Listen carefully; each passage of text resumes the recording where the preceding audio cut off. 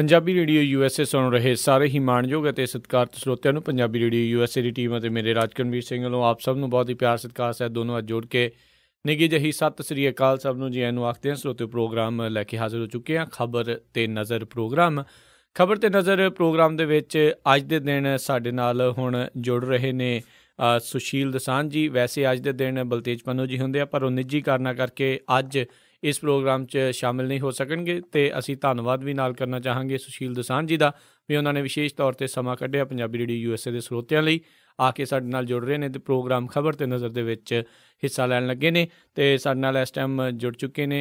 ਸੁਸ਼ੀਲ ਜੀ, ਜੀ ਆਇਆਂ ਨੂੰ ਸਤਿ ਸ਼੍ਰੀ ਅਕਾਲ ਹੈ ਜੀ। ਬਹੁਤ ਬਹੁਤ ਮਿਹਰਬਾਨੀ ਰਾਜ ਕਰਨਵੀਰ ਜੀ ਤੇ ਪੰਜਾਬੀ ਰੇਡੀਓ USA ਦੇ ਸਾਰੇ ਸਰੋਤਿਆਂ ਨੂੰ ਵੀ ਚੰਡੀਗੜ੍ਹ ਸਟੂਡੀਓ ਤੋਂ ਸੁਸ਼ੀਲ ਦਸਾਂਝ ਦੀ ਪਿਆਰ ਭਰੀ ਸਤਿ ਸ਼੍ਰੀ ਅਕਾਲ, ਆਦਾਬ ਤੇ ਨਮਸਕਾਰ। ਪਰ ਦੋਸਤੋ, ਖਬਰ ਤੇ ਨਜ਼ਰ ਵਿੱਚ ਕੁਝ ਚੀਜ਼ਾਂ ਦੇ ਉੱਤੇ ਆਪਾਂ ਗੱਲਬਾਤ ਕਰਾਂਗੇ। ਧੂਰੀ ਚੋਣ ਪ੍ਰਚਾਰ ਇਸ ਵੇਲੇ ਸਿਖਰ ਤੇ ਹੈ। ਸ਼ਾਮੀ 6 ਵਜੇ ਚੋਣ ਪ੍ਰਚਾਰ ਖਤਮ ਹੋ ਜਾਏਗਾ ਤੇ ਧੂਰੀ ਦੇ ਹਵਾਲੇ ਨਾਲ ਕੁਝ ਗੱਲਾਂ ਬਾਤਾਂ ਕਰਾਂਗੇ ਤੇ ਨਾਲ ਨਾਲ ਪੰਜਾਬ ਦੀ ਤੇ ਦੇਸ਼ ਪੱਧਰ ਤੇ ਹੋਰ ਰਾਜਨੀਤੀ ਤੇ ਸਮਾਜਿਕ ਮੁੱਦਿਆਂ ਦੇ ਉੱਤੇ ਵੀ ਚਰਚਾ ਕਰਦਾ ਹੋਇਆ ਤੁਹਾਡੇ ਨਾਲ ਕੁਝ ਨਵੀਆਂ ਚੀਜ਼ਾਂ ਜਿਹੜੀਆਂ ਸਾਂਝੀਆਂ ਕਰਨ ਦੀ ਕੋਸ਼ਿਸ਼ ਕਰਾਂਗਾ। ਨਾਲ ਹਨ ਮੇਰੇ ਰਾਜ ਕਰਨਵੀਰ ਜੀ ਤੇ ਰਾਜ ਕਰਨਵੀਰ ਜੀ ਹੀ ਅੱਜ ਦੀ ਗੱਲਬਾਤ ਦਾ ਸਿਲਸਿਲਾ ਆਰੰਭਣਗੇ ਜੀ। ਸਾਡੇ ਪ੍ਰੋਗਰਾਮ ਖਬਰ ਤੇ ਨਜ਼ਰ ਨੂੰ ਸਪਾਂਸਰ ਕਰਦੇ ਨੇ ਖਾਲਸਾ ਇੰਸ਼ੋਰੈਂਸ ਏਜੰਸੀ ਵਾਲੇ, ਜਿਨ੍ਹਾਂ ਦਾ ਫ਼ੋਨ ਨੰਬਰ 408 272 2500 408 272 2500।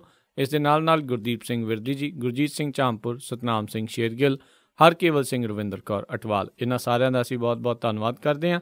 ਜੇ ਤੁਸੀਂ ਜਾਂ ਕੋਈ ਹੋਰ ਕਾਰੋਬਾਰ ਵੀ ਇਸ ਪ੍ਰੋਗਰਾਮ ਨੂੰ ਸਪਾਂਸਰ ਕਰਨਾ ਚਾਹੁੰਦੇ ਹੋਣ ਉਸ ਦੇ ਲਈ ਸੰਪਰਕ ਕਰ ਸਕਦੇ ਹੋ। ਨੰਬਰ 408 722 7698 408 722 7698 ਦੇ ਉੱਤੇ। ਅਤੇ ਆਪਣੀ ਗੱਲਬਾਤ ਦਾ ਸਿਲਸਿਲਾ ਸੁਸ਼ੀਲ ਜੀ ਸ਼ੁਰੂ ਕਰਦੇ ਹਾਂ ਧੂਰੀ ਤੋਂ ਹੀ। ਪ੍ਰਚਾਰ ਜਿਹੜਾ ਜੀ ਬੰਦ ਹੋ ਜਾਵੇਗਾ, ਤੁਹਾਨੂੰ ਕੀ ਲੱਗ ਰਿਹਾ ਵੀ ਕਿਸ ਪਾਸੇ ਨੂੰ ਊਂਠ ਕਰਵਟ ਲੈ ਸਕਦਾ? ਦੇਖੋ, ਧੂਰੀ ਇਸ ਵਕਤ ਬਹੁਤ ਜ਼ਿਆਦਾ ਮਾਹੌਲ ਜਿਹੜਾ ਉੱਥੇ ਪੋਲੀਟਿਕਸ ਜਿਹੜੀ ਹੈ ਉਹਨੇ ਗਰਮ ਕੀਤਾ ਹੋਇਆ। ਪਹਿਲਾਂ ਕਿਹਾ ਜਾਂਦਾ ਰਿਹਾ ਕਿ ਖਬਰੇ ਕੈਪਟਨ ਅਮਰਿੰਦਰ ਸਿੰਘ ਨੇ ਧੂਰੀ ਦੇ ਵਿੱਚ ਜਾਣਾ ਨਹੀਂ ਜਾਣਾ। ਫਿਰ ਇਹ ਆਇਆ ਕਿ ਉਹ 2 ਦਿਨ ਵਾਸਤੇ ਕੈਪਟਨ ਅਮਰਿੰਦਰ ਸਿੰਘ ਧੂਰੀ ਜਾਣਗੇ 6 ਤੇ 8 ਅਪ੍ਰੈਲ ਨੂੰ ਜੀ। ਪਰ ਉਹਨਾਂ ਨੇ 2 ਦੀ ਥਾਂ ਤੇ 3 ਦਿਨ ਲਗਾਤਾਰ ਲਾਏ। ਅੱਜ ਵੀ ਸ਼ਾਇਦ ਉਹ ਧੂਰੀ ਦੇ ਵਿੱਚ ਸ਼ਾਮ ਤੱਕ ਰਹਿਣਗੇ। ਜਿਹੜੀ ਬੜੀ ਇੰਪਾਰਟੈਂਟ ਗੱਲ ਹੋਈ ਉਹ ਇਹ ਹੋਈ ਵੀ ਧੂਰੀ ਦਾ ਜਿਹੜਾ ਚੋਣ ਪ੍ਰਚਾਰ ਚੱਲ ਰਿਹਾ ਸੀ ਕੈਪਟਨ ਅਮਰਿੰਦਰ ਦੀ ਆਮਦ ਤੋਂ ਪਹਿਲਾਂ, ਉਹ ਇਹ ਲੱਗਦਾ ਸੀ ਜਿਹਦਾ ਇੱਕ ਪਾਸੜ ਹੋਵੇ। ਕਾਂਗਰਸ ਪਾਰਟੀ ਉੱਥੇ ਦਿਖਾਈ ਨਹੀਂ ਸੀ ਦੇ ਰਹੀ ਜੀ। ਠੀਕ ਹੈ, ਪ੍ਰਤਾਪ ਸਿੰਘ ਬਾਜਵਾ ਜਾ ਰਹੇ ਸੀ, ਬੀਬੀ ਪੱਠੜ ਵੀ ਜਾ ਰਹੇ ਸੀ, ਬਾਕੀ ਲੋਕ ਵੀ ਜਾ ਰਹੇ ਸੀ, ਖੁਦ ਬਰਨਾਲਾ ਪਰਿਵਾਰ ਲੱਗਾ ਹੋਇਆ ਸੀ, ਮਨਪ੍ਰੀਤ ਬਾਦਲ ਵੀ ਜਾ ਰਹੇ ਸੀ। ਪਰ ਉਹ ਤੇਜ਼ੀ ਜਿਹੜੀ ਨਹੀਂ ਸੀ ਦਿਖਾਈ ਦਿੱਤੀ, ਜਿਹੜੀ ਤੇਜ਼ੀ ਇੱਕ ਚੋਣ ਦੇ ਵਿੱਚ ਲੋੜੀਂਦੀ ਹੁੰਦੀ ਹੈ ਜੀ। ਤੇ ਉਹ ਤੇਜ਼ੀ 2 ਦਿਨ ਪਹਿਲਾਂ ਜਦੋਂ ਕੈਪਟਨ ਅਮਰਿੰਦਰ ਆਪਣੇ ਪੂਰੇ ਦਲ ਵੱਲ ਨਾਲ ਗਏ, 10-12 ਉਹਨਾਂ ਦੇ ਧੜੇ ਦੇ MLA ਉਹਨਾਂ ਦੇ ਨਾਲ ਸੀ, ਤੇ ਉਹ ਤੇਜ਼ੀ ਇੱਕਦਮ ਆਈ ਚੋਣ ਪ੍ਰਚਾਰ ਦੇ ਵਿੱਚ ਵੀ ਤੇ ਸਿਆਸੀ ਜਿਹੜੀ ਬਿਆਨਬਾਜ਼ੀ ਉਹਦੇ ਵਿੱਚ ਵੀ। ਆਉਂਦੇ ਹੀ ਉਹਨਾਂ ਨੇ ਕੈਪਟਨ ਅਮਰਿੰਦਰ ਨੇ ਸਿੱਧਾ ਹਮਲਾ ਬਾਦਲਾਂ ਤੇ ਕੀਤਾ। ਲਫ਼ਜ਼ ਏਦਾਂ ਦੇ ਵਰਤੇ ਵੀ ਲੋਕ ਜੋ ਜਿੱਦਾਂ ਦੀ ਲੋਕਾਂ ਦੀ ਮਾਨਸਿਕਤਾ ਸਾਡੀ ਵੀ ਅਸੀਂ ਮੁੱਦੇ ਜਿਹੜੇ ਆ ਘੱਟ ਦੇਖਦੇ ਆ, ਅਸੀਂ ਬੋਲਾਂ ਤੇ ਜ਼ਿਆਦਾ ਜਾਂਦੇ ਆ।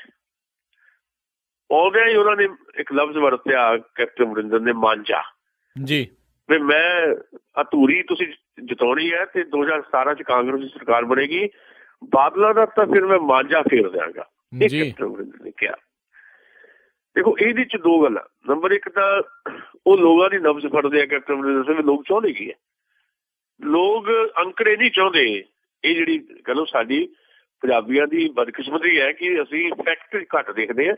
ਅਸੀਂ ਸਿਰਫ ਸ਼ਬਦਾਂ ਤੇ ਉਹਨਾਂ ਨੂੰ ਬੋਲਣ ਆਦਿ ਕਿਸ ਅੰਦਾਜ਼ ਦਾ ਤੁਸੀਂ ਬੋਲਦੇ ਹੋ, ਦਬਾਅ ਕਿੱਦਾਂ ਕਿਸੇ ਸ਼ਬਦਾਂ ਦੇ ਉੱਤੇ, ਤੁਹਾਡਾ ਗੱਲ ਕਰਨ ਦਾ ਜਿਹੜਾ ਤਰੀਕਾ ਕੀ ਹੈ, ਤੇ ਇਹਦੇ ਤੇ ਬਹੁਤਾ ਅਸੀਂ ਜਾਂ ਬੇਸਭੂਸਾ ਕੀ ਹੈ, ਕੱਪੜੇ ਅਸੀਂ ਕਿੱਦਾਂ ਦੇ ਪਾਉਂਦੇ ਆ, ਖਾਣੇ ਪੀਣੇ ਕੀ ਹੈ, ਤੁਰਦੇ ਕਿੱਦਾਂ ਆ, ਸਾਡੀ ਬੋਡੀ ਲੈਂਗੁਏਜ ਕੀ ਹੈ, ਇਹ ਤੋਂ ਅੱਗੇ ਅਸੀਂ ਜਾਣਦੇ ਨਹੀਂ। ਇਹ ਸਾਡੀ ਬਦਕਿਸਮਤੀ ਹੈ, ਸਾਡੀ ਮਾਨਸਿਕਤਾ ਬਣ ਗਈ ਜੀ। ਕੈਪਟਨ ਅਮਰਿੰਦਰ ਨੇ ਉਹ ਜਿਹੜੀ ਕਮਜ਼ੋਰੀ ਹੈ ਲੋਕਾਂ ਦੀ ਉਹਨੂੰ ਫੜਿਆ ਹੋਇਆ।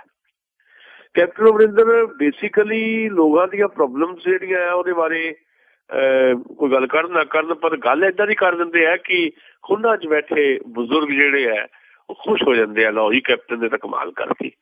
ਹੁਣ ਜਦ ਕੈਪਟਨ ਅਮਰਿੰਦਰ ਨੇ ਕਿਹਾ ਕਿ 2017 ਦੇ ਵਿੱਚ ਮਾਂਜਾ ਫੇਰ ਦਾਂਗੇ ਅਕਾਲੀਆਂ ਦਾ, ਤੇ ਲੋਕ ਖੁਸ਼ ਹੈ। ਔਰ ਜਿਹੜੀ ਦੂਜੀ ਇਹਦੇ 'ਚ ਗੱਲ ਹੈ ਉਹ ਇਹ ਹੈ ਕਿ 2017 ਜਿਹੜੀ ਕੈਪਟਨ ਅਮਰਿੰਦਰ ਨੇ ਪਹਿਲੇ ਦਾਅਵਾ ਕਰਤਾ ਵੀ ਜੇ ਕਾਂਗਰਸ ਦੀ ਸਰਕਾਰ ਬਣੇਗੀ 2017 ਦੇ ਵਿੱਚ ਤਾਂ ਮੁੱਖ ਮੰਤਰੀ ਮੈਂ ਆਊਂਗਾ। ਜਿਹੜੀ ਪ੍ਰਤਾਪ ਸਿੰਘ ਬਾਜਵਾ ਦਾ ਪੱਤਾ ਉਹਦੀ ਧੂਰੀ 'ਚ ਜਾ ਕੇ ਆਪਣੇ ਸ਼ਬਦਾਂ ਰਾਹੀਂ ਕੱਟ ਦਿੱਤਾ ਹੈ।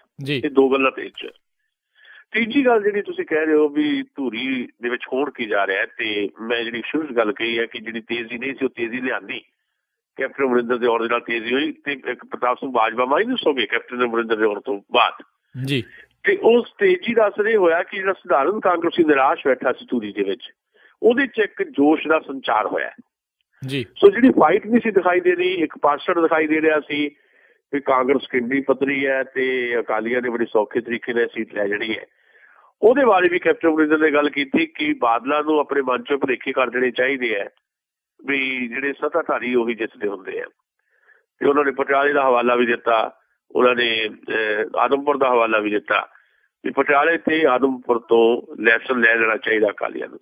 ਯਾਨੀ ਉਹਨਾਂ ਨੇ ਐਲਾਨੀਆ ਕਹਿ ਦਿੱਤਾ ਕਿ ਇਹ ਸੀਟ ਐਵੇਂ ਨਹੀਂ ਛੱਡਦੇ ਅਸੀਂ ਜੀ। ਅਰਵਿੰਦ ਖੰਨਾ ਦੀ ਸੀਟ ਸੀ, ਅਰਵਿੰਦ ਖੰਨਾ ਨੇ ਰਿਜ਼ਾਈਨ ਕੀਤਾ, ਸੋ ਕਾਂਗਰਸ ਦੀ ਸੀਟ ਹੈ। ਸੋ ਕਾਂਗਰਸ ਨੇ ਕਮ ਬੈਕ ਕੀਤਾ ਕੈਪਟਨ ਅਮਰਿੰਦਰ ਦੇ ਆਉਣ ਦੇ ਨਾਲ। ਤੇ ਉਹ ਜਿਹੜੀ ਇੱਕ ਪਾਸਡ ਫਾਈਟ ਸੀ ਉਹ ਟਫ ਫਾਈਟ ਹੈ, ਇਸ ਵੇਲੇ ਨੈਕ ਟੂ ਨੈਕ ਫਾਈਟ ਹੈ। ਮੈਂ ਨਹੀਂ ਦਾਅਵਾ ਕਰਦਾ ਵੀ ਉੱਥੋਂ ਕੌਣ ਜਿੱਤੇਗਾ, ਦਾਅਵਾ ਕਰਦਾ ਜਾਂ ਭਵਿੱਖਬਾਣੀ ਕਰਨਾ ਉਹ ਰਾਜਸੀ ਤੌਰ ਦੇ ਉੱਤੇ ਖਤਰਨਾਕ ਹੁੰਦਾ ਹੈ, ਪਰ ਇਹ ਜ਼ਰੂਰ ਹੈ ਵੀ ਦਿਲਚਸਪ ਤੇ ਬਹੁਤ ਹੀ ਟਫ ਫਾਈਟ ਹੈ ਇਸ ਵੇਲੇ।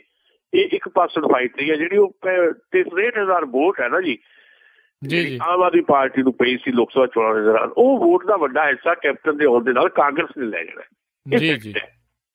ਇਸ ਫੈਕਟ ਦੇ ਆਸਰੇ ਹੀ ਕਾਂਗਰਸ ਪਾਰਟੀ ਇਹ ਸੀਟ ਆਪਣੀ ਬਚਾ ਵੀ ਸਕਦੀ ਹੈ। ਮੈਂ ਵੀ ਸ਼ਬਦ ਵਰਤ ਰਿਹਾ, ਮੈਂ ਲਾਜ਼ਮੀ ਨਹੀਂ ਕਹਿ ਰਿਹਾ, ਪਰ ਬਚਾ ਵੀ ਸਕਦੀ ਹੈ। ਕੈਪਟਨ ਅਮਰਿੰਦਰ ਨੂੰ ਇਹ ਕ੍ਰੈਡਿਟ ਜਾਏਗਾ ਜੇ ਇਹ ਸੀਟ ਕਾਂਗਰਸ ਬਚਾ ਲੈਂਦੀ ਹੈ ਤਾਂ। ਤੇ ਉਂਝ ਜੇ ਅਸੀਂ ਗੱਲ ਕਰਨੀ ਹੋਵੇ ਤਾਂ ਸੌਖਾ ਨਹੀਂ ਹੈ ਕੈਪਟਨ ਅਮਰਿੰਦਰ ਦੇ ਆਉਣ ਤੋਂ ਬਾਅਦ ਵੀ ਕਾਂਗਰਸ ਦਾ ਜਿੱਤਣਾ, ਤੇ ਸੌਖਾ ਨਹੀਂ ਹੈ। ਬਾਦਲਾਂ ਦਾ ਸਾਰਾ ਜ਼ੋਰ ਲੱਗਾ ਹੋਇਆ, ਸਰਕਾਰੀ ਮਸ਼ੀਨਰੀ ਵੀ ਵਰਤੋਂ ਦੁਰਵਰਤੋਂ ਉਹਦੀ ਹੋ ਰਹੀ ਹੈ।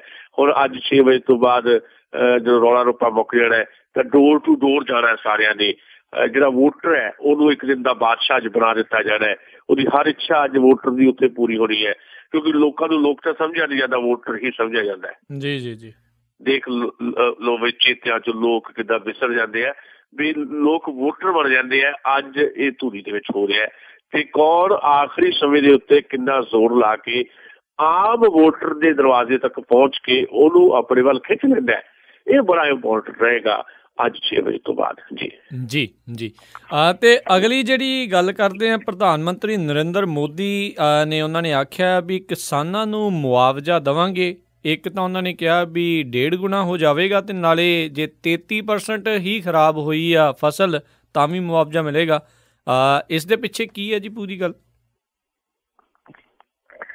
ਦੇਖੋ, ਪ੍ਰਧਾਨ ਮੰਤਰੀ ਨਰਿੰਦਰ ਮੋਦੀ ਨੂੰ ਹੁਣ 1 ਸਾਲ ਹੋ ਜਾਣਾ ਅਗਲੇ ਮਹੀਨੇ ਭਾਰਤ ਦੇ ਪ੍ਰਧਾਨ ਮੰਤਰੀ ਬਣਿਆ, ਤੇ ਸਮੱਸਿਆਵਾਂ ਅਪਾਰ ਹੈ, ਉਮੀਦਾਂ ਵੀ ਅਪਾਰ ਹੈ ਜੀ। 11 ਮਹੀਨਿਆਂ ਦੇ ਵਿੱਚ ਪ੍ਰਧਾਨ ਮੰਤਰੀ ਨਰਿੰਦਰ ਮੋਦੀ ਦਾ ਜਿਹੜੇ ਰਿਪੋਰਟ ਕਾਰਡ ਅਸੀਂ ਜੇ ਤੁਹਾਡਾ ਸਾਂਝਾ ਕਰਨਾ ਹੋਵੇ, ਵਕਤ ਨਹੀਂ ਹੈ ਇੰਨਾ ਵੀ ਅਸੀਂ ਇਕੱਲੇ ਇਸ਼ੂ ਦੇ ਉੱਤੇ ਤੁਹਾਡੇ ਨਾਲ ਗੱਲ ਕਰੀਏ, ਆਉਣ ਵਾਲੇ ਪ੍ਰੋਗਰਾਮਾਂ ਦੇ ਵਿੱਚ ਵੀ ਕਰਦੇ ਰਹਾਂਗੇ। ਪਰ ਜੇ ਦੋ ਹਰਫੀ ਗੱਲ ਕਰਨੀ ਹੋਵੇ ਤਾਂ 11 ਮਹੀਨਿਆਂ ਦੇ ਵਿੱਚ ਨਰਿੰਦਰ ਮੋਦੀ ਹੋਰਾਂ ਨੇ ਭਾਸ਼ਣ ਪੜਾਏ ਹੈ, ਭਾਸ਼ਣ ਦੀਆਂ ਖੁਰਾਕਾਂ ਲੋਕਾਂ ਨੂੰ ਦਿੱਤੀਆਂ, ਚਾਹੇ ਉਹ ਰੇਡੀਓ 'ਚ ਮਨ ਕੀ ਬਾਤ ਕਰਦੇ ਹੋਣ, ਚਾਹੇ ਉਹ ਕਿਸੇ ਫੰਕਸ਼ਨ 'ਚ ਬੋਲਦੇ ਹੋਣ, ਚਾਹੇ ਉਹ ਵਿਦੇਸ਼ ਯਾਤਰਾਵਾਂ ਤੇ ਜਾਣ। ਹੁਣ ਫਿਰ ਕੱਲ ਉਹਨਾਂ ਨੇ ਕੈਨੇਡਾ ਤੇ ਯੂਰਪ ਦੀ ਯਾਤਰਾ ਤੇ ਨਿਕਲ ਜਾਣਾ ਹੈ। ਬਹੁਤੀਆਂ ਉਹਨਾਂ ਨੇ ਵਿਦੇਸ਼ੀ ਯਾਤਰਾਵਾਂ ਕੀਤੀਆਂ, ਲੋਕਾਂ ਦੇ ਮਸਲਿਆਂ ਦੇ ਉੱਤੇ ਉਹਨਾਂ ਨੇ ਭਾਸ਼ਣ ਲੋਕਾਂ ਨੂੰ ਜ਼ਰੂਰ ਪੜਾਏ ਹੈ, ਪਰ ਬੇਸਿਕਲੀ ਲੋਕਾਂ ਦੀਆਂ ਪ੍ਰੋਬਲਮਸ ਜਿਹੜੀਆਂ ਹੋਰ ਵਧੀਆਂ ਇਹ ਸਰਕਾਰ ਆਉਣ ਦੇ ਨਾਲ ਘਟੀਆਂ ਨਹੀਂ। ਪਰ ਹੁਣ ਉਹਨਾਂ ਨੇ ਕੈਨੇਡਾ ਦੀ ਫੇਰੀ ਤੇ ਜਾਣ ਤੋਂ ਪਹਿਲਾਂ ਇਹ ਐਲਾਨ ਕਰ ਦਿੱਤਾ ਕਿ ਜਿਹੜਾ ਬੇਮੌਸਮੀ ਮੀਂਹ ਪਿਆ ਜਾਂ ਜਿਹੜੇ ਗੜੇ ਪਏ ਆ ਉਹਦੇ ਨਾਲ ਜਿਹੜੇ ਕਿਸਾਨ ਪ੍ਰਭਾਵਿਤ ਹੋਏ ਆ ਉਹਨਾਂ ਨੂੰ ਮੁਆਵਜ਼ਾ ਦੇਣਗੇ। ਸਗੋਂ ਮੁਆਵਜ਼ਾ ਵੀ 1.5 ਗੁਣਾ ਵਧਾ ਦਿੱਤਾ। ਨਾਲ ਇਹ ਵੀ ਕਹਿ ਦਿੱਤਾ ਕਿ ਇਹ ਨਹੀਂ ਕਿ ਜਿਹਦੀ ਫਸਲ 50% ਤਬਾਹ ਹੋ ਗਈ ਉਹਨੂੰ ਮੁਆਵਜ਼ਾ ਦੇਣਾ ਹੈ। ਕਿਸਾਨ ਦੀ ਜੇ 33% ਫਸਲ ਵੀ, ਜਿਹੜੀ ਤੀਜਾ ਹਿੱਸਾ ਫਸਲ ਵੀ ਖਰਾਬ ਹੋਈ ਹੈ, ਤਾਂ ਵੀ ਉਹਨਾਂ ਨੂੰ ਮੁਆਵਜ਼ਾ ਮਿਲੇਗਾ। ਚੰਗੀ ਗੱਲ ਹੈ।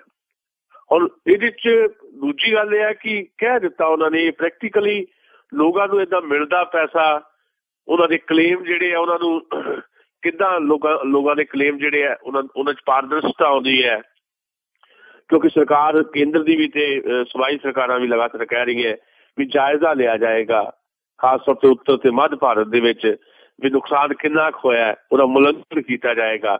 ਹੁਣ ਜਿਹੜੇ ਲੋਕਾਂ ਨੇ ਮੁਲੰਕਣ ਕਰਨਾ ਹੈ ਕੀ ਉਹ ਜਿਹੜੇ ਸੱਚਮੁੱਚ ਦੇ ਪੀੜਤ ਕਿਸਾਨ ਹੈ, 1.5 ਏਕੜ ਵਾਲੇ, 2 ਏਕੜ ਵਾਲੇ, ਬੜੀ ਹੱਦ 5 ਖੇਤਾਂ ਵਾਲੇ, ਉਹਨਾਂ ਦਾ ਸਹੀ ਮੁਲੰਕਣ ਹੋਏਗਾ, ਜਾਂ ਜਿਹਨਾਂ ਕੋਲ ਹਜ਼ਾਰਾਂ ਏਕੜਾਂ ਦੇ ਫਾਰਮ ਹੈ, ਬਾਦਲਾਂ ਦੇ ਜਿਹੜੇ ਫਾਰਮ ਹੈ, ਉਹਨਾਂ ਦਾ ਮੁਲੰਕਣ ਹੋਏਗਾ ਕਿ ਮੁਆਵਜ਼ਾ ਵੀ ਆਮ ਕਿਸਾਨ ਨੂੰ ਮਿਲੇਗਾ ਜਾਂ ਧਨੀ ਕਿਸਾਨ ਨੂੰ ਮਿਲੇਗਾ। ਇਹਦੇ 'ਚ ਇੱਕ ਟਰਾਂਸਪੇਰੈਂਸੀ ਦੀ ਜ਼ਰੂਰਤ ਹੈ। ਦੂਜੀ ਗੱਲ ਮੈਂ ਸਮਝਦਾ ਕਿ ਮੁਆਵਜ਼ਾ ਜਦੋਂ ਤੁਸੀਂ ਦਿੰਦੇ ਹੋ, ਇੱਕ ਵੱਡੋ ਦਿੰਦੇ ਹੋ, ਸਾਰਿਆਂ ਨੂੰ 1.5 ਗੁਣਾ ਮੁਆਵਜ਼ਾ ਤੁਸੀਂ ਵਧਾਉਣ ਦੀਆਂ ਗੱਲਾਂ ਕਰਦੇ ਹੋ, ਤਾਂ ਲਾਭ ਵੱਡੇ ਕਿਸਾਨਾਂ ਨੂੰ ਮਿਲਣਾ ਹੈ। ਚਾਹੀਦਾ ਹੈ ਕਿ ਇਹਦਾ ਵੀ ਵਰਗੀਕਰਨ ਕੀਤਾ ਜਾਏ ਵੀ ਛੋਟਾ ਕਿਸਾਨ ਜਿਹੜਾ ਆ ਉਹਨੂੰ ਕਿੰਨਾ ਮੁਆਵਜ਼ਾ ਦੇਣਾ ਹੈ ਤੇ ਧਨੀ ਕਿਸਾਨ ਨੂੰ ਕਿੰਨਾ ਮੁਆਵਜ਼ਾ ਦੇਣਾ ਹੈ। ਹੁਣ ਬਾਦਲਾਂ ਨੂੰ ਮੁਆਵਜ਼ਿਆਂ ਦੀ ਕੀ ਜ਼ਰੂਰਤ ਹੈ ਜਿਨ੍ਹਾਂ ਦੇ ਸੈਂਕੜੇ ਖੇਤਾਂ ਦੇ ਫਾਰਮ ਹੈ, ਹਜ਼ਾਰਾਂ ਏਕੜਾਂ ਦੇ ਫਾਰਮ ਹੈ ਜੀ। ਏਦਾਂ ਹੀ ਜਿਹੜਾ ਛੋਟਾ ਕਿਸਾਨ ਹੈ ਉਹਨੂੰ ਤਾਂ ਮੁਆਵਜ਼ਾ ਦੇਣ ਲੱਗੇ ਵੀ ਉੱਥੇ ਪਟਵਾਰੀ ਨੇ ਜਾ ਕੇ ਜਾਇਜ਼ਾ ਲੈਣਾ ਹੈ ਤੇ ਫਿਰ ਉਹਦਾ ਜਾਇਜ਼ਾ ਲੈਂਦਿਆਂ ਕਿੰਨੀ ਕਰਪਸ਼ਨ ਹੋਣੀ ਹੈ।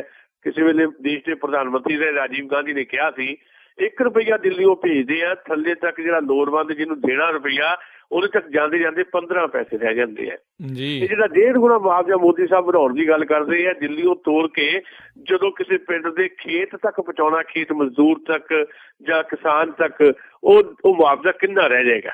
ਇਹ ਆਪਣੇ ਆਪ ਸਵਾਲ ਹੈ। ਦੂਜਾ ਜਿਹੜਾ ਬਹੁਤ ਮਹੱਤਵਪੂਰਨ ਸਵਾਲ ਹੈ ਉਹ ਹੈਗਾ ਜਿਹੜੀ ਗੱਲ ਮੀਡੀਆ ਨੇ ਬਹੁਤੀ ਚੱਕੀ ਨਹੀਂ, ਜਿਹਦੇ ਸਬ ਹੈਡਿੰਗ ਜੇ ਲਾਤੇ ਹੈ, ਉਹ ਇਹ ਹੈ ਕਿ ਜਿਹੜੀ ਕਣਕ ਹੈ, ਜਿਹੜੀ ਇਸ ਵੇਲੇ ਦੀ ਫਸਲ ਹੈ ਜਿਹਦੇ ਤੇ ਸਭ ਤੋਂ ਜ਼ਿਆਦਾ ਮਾਰ ਹੋਈ ਹੈ, ਉਹ ਕਣਕ ਖਰੀਦਣ ਵੇਲੇ ਨਵੀਂ ਜਿਹੜੀ ਹੈ ਉਹ ਨਵੀਂ ਦਾ ਖਿਆਲ ਰੱਖਿਆ ਜਾਂਦਾ ਹੁੰਦਾ ਵੀ ਕਣਕ 'ਚ ਨਵੀਂ ਕਿੰਨੀ ਹੈ। ਜੀ। ਤੇ ਅਸੀਂ ਲਗਾਤਾਰ ਪੰਜਾਬੀ ਵੀ, ਹਰਿਆਣੇ ਵਾਲੇ ਵੀ, ਜਿਹੜੇ ਦੇਸ਼ ਦਾ ਅੰਨ ਭੰਡਾਰ 80 ਤੋਂ 90% ਭਰਦੇ ਹੈ, ਅਸੀਂ ਲਗਾਤਾਰ ਕਹਿ ਰਹੇ ਹਾਂ ਕਿ ਕਿਸਾਨ ਨੂੰ ਛੋਟ ਦਿੱਤੀ ਜਾਏ। ਸਾਡੀਆਂ ਕਿਸਾਨ ਜਥੇਬੰਦੀਆਂ ਲੜ ਰਹੀਆਂ, ਕਿਸਾਨ ਨੂੰ ਛੋਟ ਦਿਓ, ਉਹਨੂੰ ਇਹ ਨਾ ਕਹੋ ਕਿ ਤੇਰੀ ਕਣਕ ਬਦਰੰਗ ਹੋ ਗਈ ਹੈ, ਉਹਨੂੰ ਇਹ ਨਾ ਕਹੋ ਵੀ ਤੇਰੀ ਕਣਕ 'ਚ ਇੰਨੀ ਜ਼ਿਆਦਾ ਨਮੀ ਹੈ। ਕਿਸਾਨ ਤਾਂ ਖੇਤਾਂ 'ਚੋਂ ਮਰ ਕੇ ਜਿਹੜੀ ਆਪਣੀ ਜਿਣਸ ਲੈ ਕੇ ਆਇਆ ਮੰਡੀ, ਤੇ ਮੰਡੀ 'ਚ ਰੋਲ ਹੋਣਾ ਉਹਨੂੰ, ਅਸੀਂ ਲਗਾਤਾਰ ਇਹ ਗੱਲ ਕਹੀ, ਪਰ ਹੋਇਆ ਉਲਟ ਹੈ। ਪੰਜਾਬ ਤੇ ਹਰਿਆਣਾ ਜਿਹੜੇ 90% ਪੂਲ ਭਰਦੇ ਆ, ਸੈਂਟਰਲ ਸਾਡਾ ਅਨਾਜ ਹੈ ਉਹਦਾ, ਉਸ ਪੰਜਾਬ ਹਰਿਆਣੇ ਨੂੰ ਕੋਈ ਛੋਟ ਨਹੀਂ ਹੈ। ਛੋਟ ਕਿਹਨੂੰ ਦਿੱਤੀ? ਛੋਟ ਦਿੱਤੀ ਗੁਜਰਾਤ ਨੂੰ, ਰਾਜਸਥਾਨ ਨੂੰ ਤੇ ਮੱਧ ਪ੍ਰਦੇਸ਼ ਨੂੰ, ਵੀ ਉੱਥੇ ਕੁਆਲਿਟੀ ਜਿਹੜੀ ਹੈ ਕਣਕ ਦੀ ਖਰੀਦਣ ਵਾਸਤੇ ਉਹਦੀਆਂ ਸ਼ਰਤਾਂ 'ਚ ਛੋਟ ਹੈ ਜੀ, ਨਵੀਂ 'ਚ ਵੀ ਛੋਟ ਹੈ। ਪੰਜਾਬ ਨੂੰ ਕਿਉਂ ਨਹੀਂ ਰਹੀ? ਪੰਜਾਬ ਤੇ ਹਰਿਆਣੇ ਨੂੰ ਕਿਉਂ ਨਹੀਂ? ਠੀਕ ਹੈ, ਗੁਜਰਾਤ ਦੇ ਵਿੱਚ ਤੁਹਾਡੀ ਸਰਕਾਰ ਹੈ ਬੀਜੇਪੀ ਦੀ, ਰਾਜਸਥਾਨ 'ਚ ਵੀ ਬੀਜੇਪੀ ਦੀ ਸਰਕਾਰ ਹੈ, ਮੱਧ ਪ੍ਰਦੇਸ਼ 'ਚ ਵੀ, ਤੇ ਹਰਿਆਣੇ ਵਿੱਚ ਵੀ ਤਾਂ ਬੀਜੇਪੀ ਦੀ ਸਰਕਾਰ ਹੈ, ਪੰਜਾਬ 'ਚ ਵੀ ਤਾਂ ਅਕਾਲੀਆਂ ਬੀਜੇਪੀ ਦੀ ਸਾਂਝੀ ਸਰਕਾਰ ਹੈ। ਗੱਲ ਸਰਕਾਰ ਦੀ ਵੀ ਨਹੀਂ, ਜੇ ਨਾ ਵੀ ਹੁੰਦੀ ਹਰਿਆਣੇ 'ਚ ਬੀਜੇਪੀ ਦੀ ਸਰਕਾਰ, ਕਾਂਗਰਸ ਦੀ ਹੁੰਦੀ, ਜੇ ਨਾ ਵੀ ਹੁੰਦੀ ਬਾਦਲ ਸਾਹਿਬ ਦੀ ਸਰਕਾਰ, ਕੈਪਟਨ ਸਾਹਿਬ ਦੀ ਸਰਕਾਰ ਹੁੰਦੀ, ਪੰਜਾਬ ਦੇ ਹਰਿਆਣੇ ਨੂੰ ਛੱਡਿਆ ਕਿਉਂ? ਜੀ ਮੱਧ ਪ੍ਰਦੇਸ਼ ਨੂੰ ਛੋਟ ਕਿਉਂ? ਗੁਜਰਾਤ ਨੂੰ ਛੋਟ ਕਿਉਂ? ਰਾਜਸਥਾਨ ਨੂੰ ਕਿਉਂ? ਇਹ ਵੀ ਨਹੀਂ ਕਹਿੰਦੇ ਅਸੀਂ ਕਹਿੰਦੇ ਮੱਧ ਪ੍ਰਦੇਸ਼ ਨੂੰ ਵੀ ਛੋਟ ਦਿਓ, ਗੁਜਰਾਤ ਨੂੰ ਵੀ ਦਿਓ, ਰਾਜਸਥਾਨ ਨੂੰ ਵੀ ਦਿਓ, ਪਰ ਪੰਜਾਬ ਤੇ ਹਰਿਆਣੇ ਨੂੰ ਵਿਰਵਾ ਕਿਉਂ ਰੱਖੋ? ਅਸੀਂ ਨਾਲ ਇਹ ਵੀ ਕਹਿੰਦੇ ਆ ਕਿ ਜਿਹੜੇ ਬਾਕੀ ਸੂਬੇ ਉਹਨਾਂ ਨੂੰ ਵੀ ਵਿਰਵੇ ਕਿਉਂ ਰੱਖੋ? ਸਾਰਿਆਂ ਵਾਸਤੇ ਇੱਕ ਅੱਖ ਕਿਉਂ ਦੀ ਆ ਮੋਦੀ ਸਾਹਿਬ ਦੀ? ਇਹ ਵੱਡਾ ਸਵਾਲ ਹੈ ਇਸ ਵੇਲੇ। ਜੀ ਬਿਲਕੁਲ। ਤੇ ਅਗਲੀ ਜੇ ਆਪਾਂ ਗੱਲ ਕਰੀਏ ਆਮ ਆਦਮੀ ਪਾਰਟੀ ਨੂੰ ਲੈ ਕੇ, ਜਿਹੜੀ ਆ ਅਜੇ ਦਿੱਲੀ ਦੇ ਵਿੱਚ ਜਿੱਤ ਕੇ ਹਟੇ ਆ, ਤੇ ਅਜੇ ਦਿੱਲੀ ਦੇ ਵਿੱਚ ਉਹਨਾਂ ਦੀ ਜਿਹੜੀ ਬਗਾਵਤ ਦਿਖਣੀ ਸ਼ੁਰੂ ਹੋ ਗਈ ਆ, ਪਾਰਟੀ ਦੇ ਵਿੱਚ ਜਿਹੜੀਆਂ ਦਿੱਕਤਾਂ ਉਹ ਸਾਹਮਣੇ ਆ ਰਹੀਆਂ ਆ, ਤੇ ਇਸ ਤੋਂ ਬਾਅਦ ਦੇ ਵਿੱਚ ਦਿੱਲੀ ਤੋਂ ਬਾਅਦ ਦੇ ਵਿੱਚ ਸਿੱਧਾ ਜਿਹੜਾ ਅਸਰ ਆ ਪੰਜਾਬ ਦੇ ਵਿੱਚ ਵੀ ਜਿਹੜਾ ਸ਼ਰੇਆਮ ਦਿਖ ਰਿਹਾ ਆ, ਤੇ ਲੋਕਾਂ ਦਾ ਵਿਸ਼ਵਾਸ ਇਹਨਾਂ ਦੇ ਹੱਥੋਂ ਜਿਹੜਾ ਖੁੰਝਦਾ ਨਜ਼ਰ ਆ ਰਿਹਾ ਆ। ਪੰਜਾਬ ਦੇ ਲੋਕਾਂ ਦੀਆਂ ਕਾਫੀ ਉਮੀਦਾਂ ਵੀ ਸੀਗੀਆਂ ਆਮ ਆਦਮੀ ਪਾਰਟੀ ਤੋਂ, ਉਹ ਕਿਤੇ ਨਾ ਕਿਤੇ ਚੂਰ ਹੋ ਰਹੀਆਂ। ਕੀ ਇਹ ਸਮਾਂ ਰਹਿੰਦੇ ਹੋਏ ਆਪਣੇ ਆਪ ਨੂੰ ਸਾਂਭ ਸਕਣਗੇ, ਜਾਂ ਫਿਰ ਇਹ ਜਿਹੜੇ ਜੀ ਖਿੱਕੜੀਆਂ ਕਰੇਲੀ ਹੋਣਗੇ? ਆਮ ਆਦਮੀ ਪਾਰਟੀ ਦਾ ਜੋ ਇਹਨਾਂ ਦਿਨਾਂ ਦੇ ਵਿੱਚ ਘਟਨਾ ਚੱਕਰ ਅਸੀਂ ਦੇਖਿਆ, ਉਹ ਨਿਰਾਸ਼ ਕਰਨ ਵਾਲਾ ਹੈ। ਰੋਜ਼ ਹੀ ਨਵੀਂ ਗੱਲ ਆਉਂਦੀ ਹੈ, ਅਸੀਂ ਕਿਉਂਕਿ ਪੰਜਾਬ 'ਚ ਰਹਿੰਦੇ ਹਾਂ ਤੇ ਪੰਜਾਬ ਦੇ ਹਵਾਲੇ ਨਾਲ ਹੀ ਗੱਲ ਕਰਦੇ ਹਾਂ। ਸਾਰੇ ਦੇਸ਼ ਦੇ ਵਿੱਚ ਆਮ ਆਦਮੀ ਪਾਰਟੀ ਦੀ ਜਿਹੜੀ ਵਿਸਥਾਰ ਦੀਆਂ ਸੰਭਾਵਨਾਵਾਂ ਸੀ ਉਹ ਤਾਂ ਮਿੱਟੀ ਹੋ ਗਈ ਹੈ, ਪਰ ਪੰਜਾਬ ਦੇ ਹਵਾਲੇ ਨਾਲ ਅਸੀਂ ਇਸ ਕਰਕੇ ਗੱਲ ਕਰ ਰਹੇ ਹਾਂ ਕਿ ਸਭ ਤੋਂ ਜ਼ਿਆਦਾ ਉਮੀਦ ਆਮ ਆਦਮੀ ਪਾਰਟੀ ਦੇ ਵਿੱਚ ਜਾਂ ਆਮ ਆਦਮੀ ਪਾਰਟੀ ਤੋਂ ਜਿਹੜੀ ਰੱਖੀ ਜਾ ਰਹੀ ਸੀ ਉਹ ਪੰਜਾਬ 'ਚ ਰੱਖੀ ਜਾ ਰਹੀ ਸੀ। ਉਹਦਾ ਕਾਰਨ ਇਹ ਹੈ ਕਿ ਜਿਹੜਾ ਬਦਲਾਅ ਦਾ ਸੰਕੇਤ ਦਿੱਤਾ ਲੋਕ ਸਭਾ ਚੋਣਾਂ ਦੇ ਵਿੱਚ ਦੇਸ਼ ਪੱਧਰ ਤੇ ਜੇ ਤੁਸੀਂ ਮੁਲਾਂਕਣ ਕਰਨਾ ਹੋਵੇ ਤਾਂ ਪੰਜਾਬ ਤੋਂ ਬਿਨਾਂ ਕਿਤੇ ਨਹੀਂ ਦਿੱਤਾ। ਦਿੱਲੀ 'ਚ ਆਮ ਆਦਮੀ ਪਾਰਟੀ ਬੁਰੀ ਤਰ੍ਹਾਂ ਹਾਰ ਗਈ ਲੋਕ ਸਭਾ ਚੋਣਾਂ ਦੇ ਦੌਰਾਨ, ਤੇ ਪੰਜਾਬ ਦੇ ਵਿੱਚ ਦੇਸ਼ ਪੱਧਰ ਦੇ 400 ਉਮੀਦਵਾਰ ਖੜੇ ਕੀਤੇ, ਸਿਰਫ ਪੰਜਾਬ ਦੇ 4 ਉਮੀਦਵਾਰ ਜਿੱਤੇ। ਤੇ ਜਿਹਨੇ ਪੰਜਾਬ ਦੇ ਲੋਕਾਂ ਨੂੰ ਇਹ ਮੈਸੇਜ ਦੇ ਦਿੱਤਾ ਕਿ ਪੰਜਾਬ ਹੀ ਆ ਜਿਹੜਾ ਸਭ ਤੋਂ ਮੋਹਰੀ ਹੋਏਗਾ ਇੱਕ ਬਦਲਵੀਂ ਸਿਆਸਤ ਜਾਂ ਇੱਕ ਆਦਰਸ਼ਕ ਕਿਸਮ ਦੀ ਪੋਲੀਟਿਕਸ ਦੇਣ ਦੇ ਵਿੱਚ ਜਿਹੜਾ ਅੱਵਲ ਨੰਬਰ ਆਏਗਾ ਉਹ ਪੰਜਾਬ ਦਾ ਆਏਗਾ। ਪਰ ਦਿੱਲੀ ਦੇ ਘਟਨਾ ਚੱਕਰ ਨੇ ਮਿੱਟੀ ਕਰ ਦਿੱਤਾ। ਚੰਡੀਗੜ੍ਹ ਦੇ ਵਿੱਚ ਕੱਲ੍ਹ ਜਿਹੜੀ ਮੀਟਿੰਗ ਹੋਈ ਬਾਗੀਆਂ ਦੀ, ਜਿਸ ਯੋਗੇਂਦਰ ਯਾਦਵ ਵਿਸ਼ੇਸ਼ ਤੌਰ ਤੇ ਆਏ, ਉਸ ਮੀਟਿੰਗ ਨੂੰ ਰੋਕਣ ਦੀ ਕੋਸ਼ਿਸ਼ ਕੀਤੀ ਗਈ। ਇੱਕ ਦਿਨ ਪਹਿਲੇ ਮੋਹਾਲੀ 'ਚ ਅਰਵਿੰਦ ਕੇਜਰੀਵਾਲ ਦੇ ਪੱਖ ਦੇ ਬੰਦਿਆਂ ਨੇ ਮੀਟਿੰਗ ਕੀਤੀ ਸੀ। ਉਹਨਾਂ ਨੇ ਸੋਚਿਆ ਸੀ ਛੋਟੇ ਮੋਟੇ ਜਿਹੜੇ ਕਨਵੀਨਰ ਨੇ ਉਹਨਾਂ ਨੇ ਇੱਕ ਕਿਸਮ ਦੀ ਧਮਕੀ ਦਿੱਤੀ ਸੀ ਵੀ ਜਿਹੜਾ ਚੰਡੀਗੜ੍ਹ ਵਾਲੀ ਮੀਟਿੰਗ 'ਚ ਜਾਏਗਾ ਬਾਗੀਆਂ ਦੀ ਮੀਟਿੰਗ 'ਚ ਉਹਨੂੰ ਪਾਰਟੀ 'ਚੋਂ ਕੱਢ ਦਿਆਂਗੇ। ਤੇ ਚੰਡੀਗੜ੍ਹ 'ਚ ਉਹਨਾਂ ਨੇ 100 ਬੰਦੇ ਦੀ ਮੀਟਿੰਗ ਦਾ ਅਰੇਂਜ ਕੀਤਾ ਸੀ ਤੇ ਬੰਦੇ ਆ ਗਏ 300 ਤੋਂ ਵੀ ਜ਼ਿਆਦਾ, ਜਿਹਨੇ ਇੱਕ ਸੰਕੇਤ ਦੇ ਦਿੱਤਾ ਪੰਜਾਬ ਦੇ ਵਿੱਚ ਵੀ ਪੰਜਾਬ ਦੇ ਵਿੱਚ ਆਮ ਆਦਮੀ ਪਾਰਟੀ ਦੇ ਦੇਸ਼ ਪੱਧਰ ਤੇ 14 ਤਰੀਕ ਨੂੰ 2 ਫਾੜ ਹੁੰਦੀ ਹੈ ਤੇ ਉਹਦਾ ਅਸਰ ਸਭ ਤੋਂ ਜ਼ਿਆਦਾ ਪੰਜਾਬ ਤੇ ਹੋਣਾ ਤੇ ਇਹ ਪੰਜਾਬ ਵਾਸਤੇ ਸ਼ੁਭ ਸ਼ਗਨ ਨਹੀਂ। ਉਸ ਪੰਜਾਬ ਵਾਸਤੇ ਜਿਹੜਾ ਪੰਜਾਬ ਇੱਕ ਤਬਦੀਲੀ ਲਈ ਕਰਵਟ ਲੈ ਰਿਹਾ ਸੀ। ਜਦੋਂ ਕੋਈ ਸੁਸਾਇਟੀ, ਜਦੋਂ ਕੋਈ ਪੋਲੀਟਿਕਸ ਕਰਵਟ ਲੈਣ ਲੱਗਦੀ ਹੈ ਤੇ ਉਹਦੀ ਕਰਵਟ ਰਸਤੇ ਦੇ ਵਿੱਚ ਰੁਕ ਜਾਏ ਅੱਧ 'ਚ ਹੀ ਤੇ ਵਾਪਸ ਪਿੱਛੇ ਨੂੰ ਡਿੱਗ ਪਵੇ, ਇਸ ਤੋਂ ਜ਼ਿਆਦਾ ਤਕਲੀਫ ਦੇ ਕੁਝ ਨਹੀਂ ਹੁੰਦਾ। ਬੰਦਾ ਇੱਕ ਪਾਸੇ ਤਾਂ ਲੰਮਾ ਪਿਆ, ਆਪਾਂ ਸਿਧਾਂਤ ਗੱਲ ਕਰਦੇ ਆ, ਬੈੱਡ ਤੇ ਜਾਂ ਮੰਜੇ ਤੇ, ਉਹ ਥੱਕ ਜਾਂਦਾ ਇੱਕ ਪਾਸੇ ਪਿਆ, ਇੱਕ ਪਾਸੇ ਪਰ ਉਹ ਸੱਜੇ ਪਾਸੇ ਭਾਰ ਦੇ ਕੇ ਪਿਆ ਬਾਂਹ ਤੇ। ਉਹ ਆਪਣੀ ਬਾਂਹ ਜਿਹੜੀ ਹੈ ਉਹਨੂੰ ਸੌਖਾ ਕਰਨ ਵਾਸਤੇ ਜਦੋਂ ਕਰਵਟ ਲੈਂਦਾ, ਵੱਖ ਲੈਂਦਾ, ਤਾਂ ਉਹਨੂੰ ਜਿਹੜਾ ਆਰਾਮ ਮਿਲਦਾ ਉਹਦੀ ਵਿਆਖਿਆ ਨਹੀਂ ਕੀਤੀ ਜਾ ਸਕਦੀ। ਉਹ ਬੰਦੇ ਦਾ ਆਨੰਦ ਹੈ। ਏਦਾਂ ਕਿਸੇ ਵੀ ਸਮਾਜ ਦੇ ਵਿੱਚ ਸਿਆਸਤ ਹੁੰਦਾ ਹੈ, ਲੋਕ ਅੱਕ ਚੁੱਕੇ ਆ ਇੱਕ ਪਾਸੇ ਦੀ ਸਿਆਸਤ ਤੋਂ। ਸਿਆਸਤ ਬਦਲਣ ਜਾ ਰਹੀ ਸੀ, ਉਹ ਕਰਵਟ ਲਈ ਜਾ ਰਹੀ ਸੀ, ਉਸ ਕਰਵਟ ਨੂੰ ਰਸਤੇ ਦੇ ਵਿੱਚ ਹੀ ਤੋੜ ਦਿੱਤਾ ਗਿਆ। ਇੱਕ ਵਾਰ ਫੇਰ ਦੇਖ ਦਿੱਤਾ ਗਿਆ ਲੋਕਾਂ ਨੂੰ। ਇਹਦੇ ਲਈ ਕਸੂਰਵਾਰ ਕੌਣ ਹੈ ਇਹ ਦੇਖਣਾ ਬੜਾ ਜ਼ਰੂਰੀ ਹੈ। ਤੇ ਇੱਥੇ ਮੈਂ ਕਿਸੇ ਵਿਅਕਤੀ ਨੂੰ ਕਸੂਰਵਾਰ ਨਹੀਂ ਠਹਿਰਾਉਂਦਾ।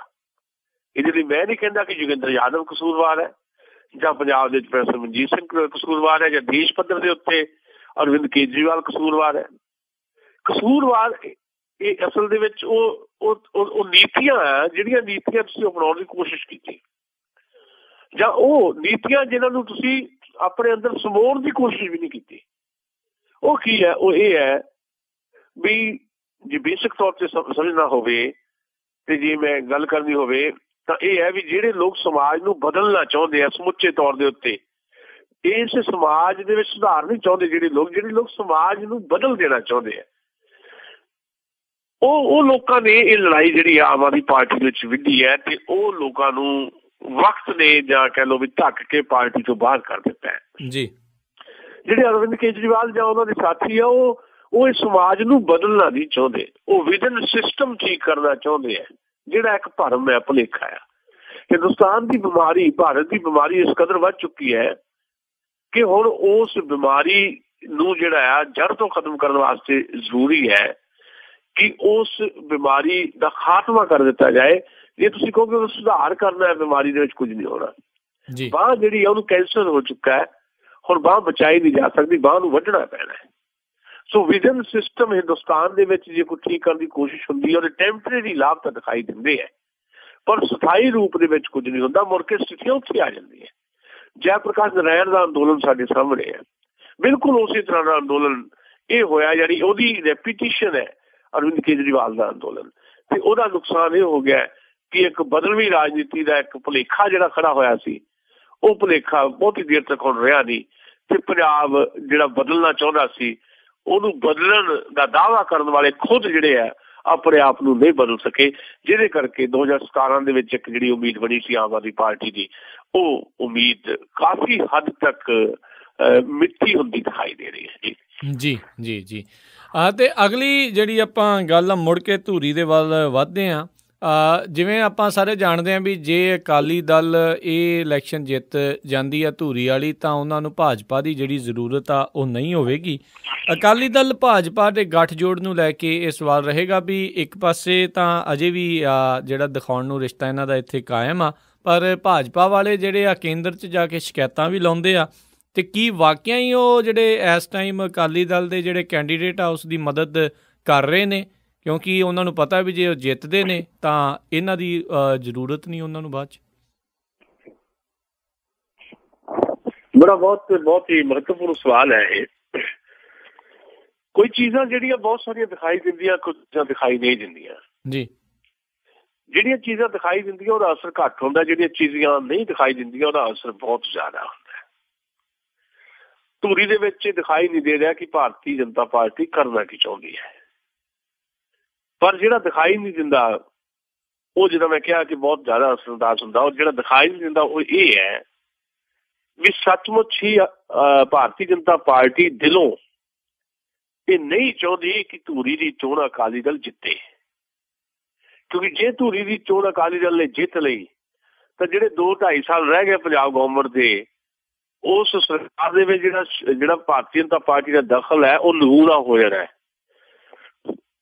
ਭਾਰਤੀ ਜਨਤਾ ਪਾਰਟੀ ਦੀ ਲੀਡਰਸ਼ਿਪ ਅੰਦਰ ਖਾਤੇ ਇਹ ਚਾਹੁੰਦੀ ਹੈ ਕਿ ਧੂਰੀ ਦੀ ਚੋਣ ਬਾਦਲ ਦਾ ਜਿਹੜਾ ਕੈਂਡੀਡੇਟ ਹੈ ਗੋਬਿੰਦ ਸਿੰਘ ਲੌਂਗੋਵਾਲ ਉਹ ਹਾਰ ਜਾਵੇ ਜੀ, ਕਿਉਂਕਿ ਜੇ ਚੋਣ ਜਿੱਤ ਲਈ ਤਾਂ ਸ਼੍ਰੋਮਣੀ ਅਕਾਲੀ ਦਲ ਦੀ ਜਿਹੜੀ ਬੀਜੇਪੀ ਉੱਪਰ ਨਿਰਭਰਤਾ ਹੈ, ਵੀ ਜਿਹੜੀ ਇੱਕ ਮਜਬੂਰੀ ਹੈ ਵੀ ਸਰਕਾਰ ਚਲਾਉਣ ਲਈ ਇੱਕ ਜਿਹੜਾ MLA ਆ ਉਹ ਬੀਜੇਪੀ ਦੀ ਹਮਾਇਤ ਦੀ ਬੜੀ ਇੰਪੋਰਟੈਂਸ ਹੈ, ਤੇ ਉਹ ਜੇ ਖਤਮ ਹੋ ਜਾਵੇ ਤਾਂ ਫਿਰ ਬੀਜੇਪੀ ਜਿਹੜੀ ਪ੍ਰੈਸ਼ਰਾਈਜ਼ ਕਰਦੀ ਆ, ਹੁਣ ਵੀ ਬੀਜੇਪੀ ਸ਼ਿਕਾਇਤ ਦਰ ਸ਼ਿਕਾਇਤ ਅਕਾਲੀਆਂ ਦੀ ਜਾ ਕੇ ਹਾਈਕਮਾਨ ਕੋ ਕਰ ਰਹੀ ਹੈ ਜੀ। ਸਥਿਤੀਆਂ ਵਿਗੜੀਆਂ ਹਰਿਆਣੇ ਤੋਂ, ਪਰ ਉਸ ਤੋਂ ਬਾਅਦ ਵੀ ਕੁਝ ਏਦਾਂ ਦੀਆਂ ਸਥਿਤੀਆਂ ਬਣੀਆਂ ਤਰਨਤਾਰਨ ਦੇ ਵਿੱਚ, ਜਿੱਦਾਂ ਅਨਿਲ ਜੋਸ਼ੀ ਦੇ ਭਰਾ ਦੇ ਉੱਤੇ ਹਮਲਾ ਹੋਇਆ, ਉਹਨਾਂ ਨੇ ਸਿੱਧਾ ਦੋਸ਼ ਲਾਇਆ ਵੀ ਇਹ ਅਕਾਲੀਆਂ ਨੇ ਕਰਵਾਇਆ, ਮਜੀਠੀਏ ਨੇ ਕਰਵਾਇਆ, ਉਹਦੇ ਨਾਲ ਹਾਲਾਤ ਹੋਰ ਵਿਗੜੇ। ਫਿਰ ਬਾਅਦ ਵਿੱਚ ਗੱਲ ਸਾਂਭ ਲਈ ਗਈ, ਪਰ ਇਹਦਾ ਬਦਲਾ ਧੂਰੀ 'ਚ ਲੈਣਾ ਚਾਹੁਣਗੇ, ਤੇ ਅੰਦਰ ਖਾਤੇ ਇਹ ਨਹੀਂ ਚਾਹੁੰਦੇ ਬੀਜੇਪੀ ਵਾਲੇ ਕਿ ਅਕਾਲੀ ਦਲ ਦੀ ਤਾਕਤ ਬਹੁਤ ਜ਼ਿਆਦਾ ਵੱਧ ਜਾਵੇ। ਇਸ ਕਰਕੇ ਮੈਨੂੰ ਇਹ ਲੱਗਦਾ ਹੈ ਕਿ ਜੇ ਅਕਾਲੀ ਦਲ ਨੇ ਸੀਟ ਹਾਰੀ ਤਾਂ ਇਸ ਸੀਟ ਨੂੰ ਹਰਾਉਣ ਵਿੱਚ ਅੰਦਰ ਖਾਤੇ ਜਿਹੜੀ ਦਿਖਾਈ ਨਹੀਂ ਦੇ ਰਹੀ ਉਹ ਬੀਜੇਪੀ ਦੀ ਬਹੁਤ ਅਹਿਮ ਭੂਮਿਕਾ ਹੋਏਗੀ ਜੀ ਜੀ ਜੀ। ਤੇ ਅਗਲੀ ਜਿਹੜੀ ਗੱਲ ਆ, ਇੱਦਾਂ ਹੀ ਆਪਾਂ ਦੇਖਦੇ ਹਾਂ ਵੀ ਗੱਠਜੋੜ ਆ, ਇੱਕ ਪਾਸੇ ਤੇ ਇੱਕ ਪਾਸੇ ਸੇਮ ਹੀ ਪਾਰਟੀ ਆ, ਪਰ ਅੱਡ ਅੱਡ ਜਿਹੜੇ ਅੰਦਰ ਧੜੇ ਬਣੇ ਨੇ। ਕਾਂਗਰਸ ਦੀ ਗੱਲ ਕਰਦੇ ਹਾਂ, ਹਾਲ ਦੀ ਘੜੀ ਕੈਪਟਨ ਜਿਹੜੇ ਅਮਰਿੰਦਰ ਨੇ ਉਹ ਕਰ ਤਾਂ ਰਹੇ ਨੇ ਪ੍ਰਚਾਰ, ਪਰ ਬਾਜਵਾ ਤੇ ਅਮਰਿੰਦਰ ਜਿਹੜੇ ਇਕੱਠੇ ਕਿਤੇ ਵੀ ਨਹੀਂ ਨਜ਼ਰ ਆਏ। ਇਸ ਸੀਟ ਤੋਂ ਬਾਅਦ, ਇਸ ਇਲੈਕਸ਼ਨ ਤੋਂ ਬਾਅਦ 'ਚ ਕਾਂਗਰਸ ਦਾ ਕੀ ਹਾਲ ਬਣੇਗਾ? ਕੀ ਜਿਹੜੇ ਬਾਜਵਾ ਹੁਣਾਂ ਦੀ ਛੁੱਟੀ ਹੋਵੇਗੀ, ਕੋਈ ਹੋਰ ਲੱਗੇਗਾ, ਕੀ ਅਸਾਰ ਨਜ਼ਰ ਆ ਰਹੇ ਆ? ਦੇਖੋ, ਇਹ ਸਾਰੀ ਸਿਚੁਏਸ਼ਨ ਦੇ ਵਿੱਚ ਦੋਨਾਂ ਹੱਥਾਂ 'ਚ ਲੱਡੂ ਕੈਪਟਨ ਅਮਰਿੰਦਰ ਦੇ ਹੈ ਜੀ। ਨੰਬਰ 1 ਤਾਂ ਉਹਨਾਂ ਨੇ 4 ਦਿਨ ਚੋਣ ਪ੍ਰਚਾਰ ਤੋਂ ਬਾਹਰ ਰਹਿ ਕੇ ਹਾਈਕਮਾਨ ਨੂੰ ਆਪਣੀ ਤਾਕਤ ਦਾ ਅਹਿਸਾਸ ਕਰਵਾਇਆ, ਤੇ ਹਾਈਕਮਾਨ ਨੇ ਉਹਨਾਂ ਤੇ ਐਕਸ਼ਨ ਲੈਣ ਦੀ ਥਾਂ ਤੇ ਉਹਨਾਂ ਨੂੰ ਮਨਾਉਣ ਦੇ ਯਤਨ ਕੀਤੇ, ਤੇ ਕੈਪਟਨ ਨੇ ਆਖਿਰਕਾਰ ਹਥੂਰੀ ਚੋਣਾ ਮੰਨ ਲਿਆ ਤੇ ਉਹ ਧੂਰੀ 'ਚ ਆਏ ਜੀ। ਤੇ ਹੁਣ ਜੇ ਤਾਂ ਇਹ ਚੋਣ ਹਾਰ ਗਏ, 22 ਦੇ ਵਿੱਚ ਕਾਂਗਰਸ ਵਾਲੇ ਹਾਰ ਜਾਂਦੇ ਆ, ਤੇ ਕੈਪਟਨ ਅਮਰਿੰਦਰ ਬੜਾ ਸੌਖੇ ਤਰੀਕੇ ਨਾਲ ਕਹਿਣਗੇ ਵੀ ਮੈਂ ਤਾਂ ਆਪਣਾ ਪੂਰਾ ਜ਼ੋਰ ਲਾ ਦਿੱਤਾ, ਪਰ ਪ੍ਰਤਾਪ ਸਿੰਘ ਬਾਜਵਾ ਕਾਂਗਰਸ ਦੇ ਜਿਹੜੇ ਪ੍ਰਧਾਨ ਆ ਉਹਨਾਂ ਦੀ ਅਗਵਾਈ ਕਬੂਲਣ ਨੂੰ ਕੋਈ ਤਿਆਰ ਨਹੀਂ, ਇਸ ਕਰਕੇ ਲੋਕਾਂ ਨੇ ਹਰਾਇਆ। ਉਹਨਾਂ ਦੀ ਅਗਵਾਈ 'ਚ ਇੱਕ ਵੀ ਸੀਟ ਜਾਂ ਇੱਕ ਵੀ ਚੋਣ ਪੰਜਾਬ 'ਚ ਕਾਂਗਰਸ ਨੇ ਨਹੀਂ ਜਿੱਤੀ। ਜੇ ਹਾਰ ਗਏ ਤਾਂ ਬਾਜਵਾ ਨਿਸ਼ਾਨੇ ਤੇ। ਅੱਛਾ, ਜੇ ਸੀਟ ਜਿੱਤ ਜਾਂਦੇ ਕਾਂਗਰਸ ਵਾਲੇ, ਫਿਰ ਸਾਰਾ ਕ੍ਰੈਡਿਟ ਕੈਪਟਨ ਅਮਰਿੰਦਰ ਨੂੰ। ਕੈਪਟਨ ਅਮਰਿੰਦਰ ਦੇ ਸਾਥੀ ਦਾਅਵਾ ਕਰਨਗੇ ਜੇ ਕੈਪਟਨ ਨਾ ਜਾਂਦੇ ਸੀਟ ਕਿੱਦਾਂ ਜਿੱਤਦੇ ਜੀ। ਸੋ ਦੋਨਾਂ ਹੱਥਾਂ 'ਚ ਲੱਡੂ ਰੱਖ ਕੇ ਕੈਪਟਨ ਅਮਰਿੰਦਰ ਨੇ ਇੱਕ ਦਾਅਵਾ ਵੀ ਕਰ ਦਿੱਤਾ ਹੈ ਵੀ 2017 'ਚ ਕਾਂਗਰਸ ਦੀ ਸਰਕਾਰ ਆਉਣੀ ਹੈ ਤੇ ਬਾਦਲਾਂ ਦਾ ਮਾਂਜਾ ਫੇਰਾਂਗੇ।